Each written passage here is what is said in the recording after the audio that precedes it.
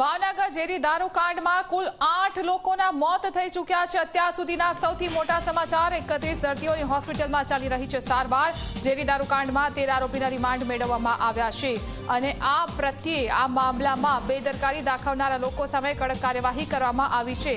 3 D staff, 2 PI, 1 bit જમાદાર અને 1 જમાદારને suspend કરવામાં આવ્યા છે।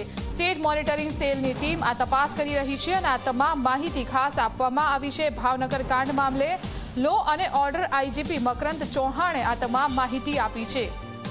ભાવનગરનો આ ચર્ચાસ્પદ કાંડ અને એ વિશે આ માહિતી આપવામાં આવી છે। પગલાં કેટલા લેવાયા તેની પણ માહિતી અને હાલના સૌથી મોટા સમાચાર। 8 લોકોના મૃત્યુ થઈ ચૂક્યા છે।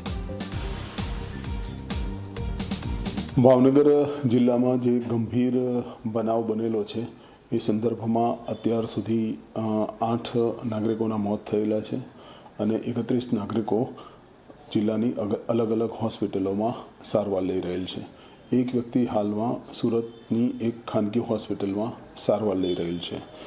આ સંદર્ભમાં ભાવનગર જિલ્લાના એસપી તરફથી વર્તેજ પોલીસ સ્ટેશનના ડી સ્ટાફના 3 કર્મચારીઓને સસ્પેન્ડ કરવામાં આવેલા છે।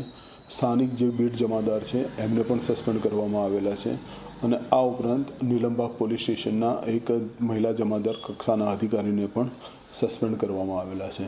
રાંજાજી ભાવનગર તરફથી વર્તેજ પોલીસ સ્ટેશનના પીઆઈ ભઢેરિયાને સસ્પેન્ડ કરવામાં આવેલા છે।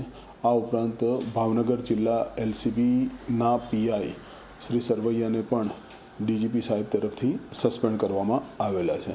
આ સંદર્ભમાં ભરતનગર પોલીસ સ્ટેશન ખાતે પણ અમોદ તપાસ શરૂ થયેલી છે અને વર્તેજ પોલીસ સ્ટેશન ખાતે પણ આ અમોદ દાખલ કરવામાં આવ્યું હતું।